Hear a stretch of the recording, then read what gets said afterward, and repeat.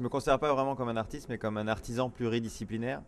On peut aussi appeler ça, moi je pourrais appeler ça un artiste protéiforme. En fait, mon domaine de recherche, c'est l'audiovisuel et tout ce qui est lié à l'esthétique de la beauté, donc l'image et le visuel.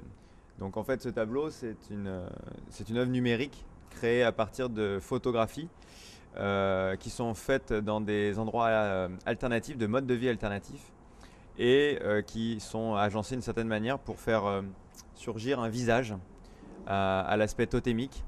Donc cela, c'est un tableau qui fait partie d'une série de tableaux que j'ai appelé The World Within, le monde à l'intérieur d'eux. Et en fait, c'est afin de révéler que les formes graphiques de la nature suggèrent des esprits au visage totémique, comme des esprits de la nature, cachés dans l'environnement naturel. Et que un mélange de photographie où l'humain est présent, parce que par exemple dans cette photographie, il y a de l'humain, il faut juste arriver à le trouver.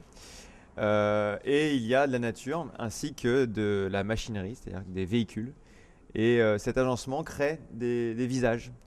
C'est un peu une découverte que j'ai réalisée moi-même, un peu par hasard, et qui après est devenue une sorte de stratagème en fait.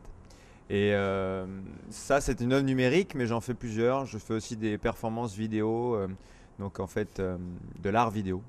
Je peins, mais je ne parle pas, je donne pas de titre, justement parce que je veux laisser chaque spectateur interpréter la peinture comme il le souhaite. Je ne donne pas de clé. Voilà, donc non, je peins, je me laisse complètement aller. Je pars sur une toile vierge avec quelques taches et puis je me laisse partir et en fonction de ce qui se passe sur la toile, j'interviens et elle se construit au fur et à mesure. Voilà, c'est très sensuel, hein, c'est très très sensuel, non? C'est vous qui le dites. Non. Je pense, oui, mais bon, c'est difficile de le dire pour moi. Qu'est-ce que tu représentes là-haut, par exemple? Le rouge et le rapport à la couleur, par rapport quel est l'important? Oui, la couleur, les formes, l'harmonie Enfin, j'essaye de trouver un équilibre qui me convient. Et tant que je ne l'ai pas trouvé, je continue. Alors la démarche, c'est après un travail sur le miroir pendant une demi-douzaine d'années, j'ai réfléchi à qu'est-ce qui pouvait comme matériau prendre le relais du miroir, un matériau qui aurait la même capacité à refléter et à capter les lumières et les images dans l'environnement. Et j'ai choisi le cellophane parce qu'il est au point en ce qui concerne cette façon de capter la lumière et de refléter. Et donc le miroir piège les images qui sont dans l'environnement et le cellophane est venu pour les interventions, puisque je fais pas mal d'interventions, tenir le rôle en quelque sorte du crochet à nuages que mettent les dogons au-dessus de leur case pour retenir les nuages et faire tomber la pluie. Eh bien, j'ai utilisé le cellophane pour capturer la forme et la piéger et la capturer. Donc à partir du cellophane, je tire des images numériques qui me servent ensuite à un travail d'atelier. Cette toile est la première d'une série, puisqu'en fait c'est la dépouille d'un piège à forme, d'une intervention sur le thème du piège à forme, et la dépouille a servi à faire cette œuvre. Peinture japonais traditionnelle, c'est bon comme ça. Ouais. Donc je vais essayer de continuer de ces peintures japonaises, un peu plus moderne comme ça. Voilà, l'expliquer, c'est comme ça. C'est très japonais, mais ce sentiment, c'est plus moderne. Ouais. C'est-à-dire, j'ai travaillé pendant des années à Kyoto sur le kimono. Donc c'est pour ça, ça restait un peu traditionnel, mais sentiment, c'est vraiment c'est comme moderne. Ouais. Voilà.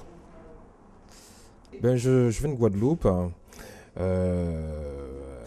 artiste plasticien Guadeloupe. Cette pièce, c'est une note d'humour un peu. Il faut faire prendre conscience qu'il faut ouvrir l'œil sur l'Afrique, que l'Afrique n'est pas morte. Parce que nous sommes des petits enfants de l'Afrique. Donc dans l'œil, par exemple, il y a le marque Power pour pouvoir allumer l'œil, vraiment ouvrir l'œil sur l'Afrique qui est à côté, avec tout l'esprit de communication qu'il y a autour. Donc je travaille beaucoup un peu en phase entre l'Océanie, les Incas, les Arawaks, tout l'esprit caraïbe. Donc je mélange tout ça avec un côté plus africanité pour aller un peu plus loin dans ma démarche, quoi. Déjà, je suis universelle parce qu'on est dans un gène universel. Surtout, je viens d'Iran, de Perse et Mésopotamie. Et je travaille beaucoup sur mythologie. Et que c'est en commun, ça veut dire que c'est toute l'histoire de l'humanité. Donc cette peinture, c'est matrice, ça s'appelle matristique, qui est l'idée de l'homme de caverne. Et ce qu'on a fait, on était au début, dès le début, on était peintre. Le premier, l'homme aussi, c'était peintre, comme moi. Et voilà, l'idée c'est ça, que je répète la même chose que notre ancêtre, notre passé, ils ont déjà fait. Bah d'abord, Reggiani, c'est la chanson française de qualité pour moi, mais c'est aussi l'acteur, c'est aussi le grand comédien. Et puis pour moi, la bande dessinée a rejoint la chanson, ce que je n'avais pas prévu, mais ça fait partie de l'hommage qui devait avoir lieu. La bande dessinée pour moi a ceci de commun avec la chanson, c'est qu'on raconte une petite histoire. On raconte dans les deux cas une petite histoire avec très peu de moyens et en un temps et un espace déterminé et limité. Donc je trouve qu'il y a vraiment quelque chose à faire entre les deux. Après le reste, ce sont des images. Ce sont des images tirées de films. Pour Casque d'Or, on a le film Casque d'Or, on a la chanson Un menuisier dansait, et moi j'ai rajouté une troisième couche avec ma bande dessinée. Tu travailles pour l'enfant aussi? Je fais aussi des contes pour enfants, je fais aussi plusieurs sortes de bandes dessinées, et voilà, je suis également architecte. C'est peut-être aussi lié à mon âge. Tu l'as dit, j'ai 20 ans, c'est un peu la quête de l'identité. Bon, après, je pense qu'on se cherche un peu toute sa vie. C'est pour ça que mes portraits peuvent avoir 70 ans de plus que moi, c'est pas gênant. Et voilà. En fait, pendant mon cursus scolaire, on va dire, j'étais en illustration et j'en ai eu marre d'être encadré par de toutes petites pages blanches. Alors j'ai eu besoin de m'évader un peu. Voilà. Pour la grande échelle, après pour le travail en soi, un peu tout ce qu'on trouve de la peinture forcément, mais un peu de tout. C'est peut-être pour elle un équilibre. Elisabeth Paoletti travaille la céramique depuis maintenant bon nombre d'années, on pourrait dire depuis 25-30 ans. C'est une femme qui a commencé à la pâte à sel et qui a découvert que dans les regards des gens, il fallait les figer, comme on essaierait aujourd'hui avec une magie de pouvoir fixer le vent. Elisabeth Paoletti est une autodidacte. Elle regrette de ne pas être ici. Elle a trouvé l'endroit délirant et elle est au regret de ne pas venir aujourd'hui. Mais voici la démonstration qui est filmée là. Des regards qui sont assez puissants et qui posent des questions aux gens, qui retrouvent leur regard parfois. C'est ce qui m'est arrivé lorsque j'ai rencontré cette personne. Du fantastique. Oui, c'est en fait une recherche sur l'imaginaire, sur les mondes qui se superposent et sur une esthétique qui essaie de les révéler, c'est tout. Et après, j'ai fait beaucoup de choses très différentes sur l'aquarelle, sur le dessin, sur une façon de représenter les choses, que ce soit d'après nature, sur le réel ou alors sur le rêve. Et comme c'est un chemin un peu chamanique, si on peut dire. Le vert, parce que ça me donne les transparences, les lumières et la matière. Et donc, c'est ça qui m'intéressait dans le verre. Mais ceci dit, je travaille beaucoup sur les traces, sur la mémoire, sur l'histoire, le passé, l'histoire des gens, etc. J'ai commencé par les mégalithes en Bretagne et puis je suis remontée, j'ai voyagé beaucoup à travers le monde et donc je suis allée à la recherche des traces, des histoires qui s'inscrivent en fait partout à travers le monde, sur les pierres, sur les sols. Oui, j'ai une œuvre à Beaubourg, ça y est. Ouais. Et je travaille à différentes échelles, mais j'aime beaucoup travailler en grand. Là, c'est vraiment une toute petite pièce pour moi. De rien du tout, non. Mais une très petite pièce. J'adore travailler en grand. Et c'est une grande pièce qui est rentrée à Beaubourg et qui s'appelle Sillon. Et qui est aussi sur des signes. Et c'est des sillons, des traces. En fait, toujours un petit peu la même histoire. Voilà. J'ai beaucoup évidemment travaillé en Bretagne, j'ai travaillé dans les marais salants, j'ai travaillé dans les carrières, j'ai travaillé aussi dans les déserts, dans tous ces lieux un petit peu insolites, mais qui, moi, me touchent et qui racontent le passé, l'histoire. C'est une photo qui est sortie d'un livre qui s'appelle Tératologie. Et Tératologie, c'est l'étude des monstres. La science des monstres, en fait, des malformations. Mais bon, après, j'ai extrapolé. En fait, c'est plus beau, c'est symbolique. Il y a des photos dans le livre qui sont plus sur la maladie, d'autres qui sont sur la beauté vraiment du corps. Voilà. Mais c'est un travail sur le corps, en fait. Voilà. Et c'est depuis 2000, depuis que j'ai un ordinateur, j'ai commencé à travailler mes photographies, les anciennes photographies qui étaient faites au moyen format. J'ai rescanné les négatifs et j'ai retravaillé. Et au début, j'avais pas une intention précise, mais ça s'est transformé.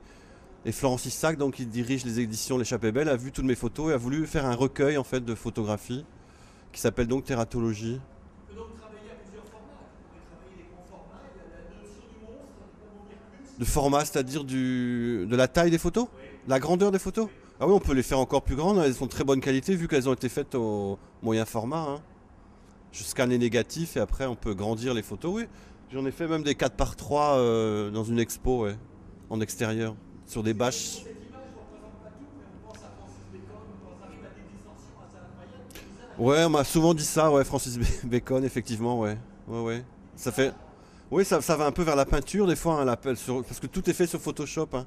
Donc c'est vrai que ça peut rappeler la peinture, oui, tout à fait, ouais.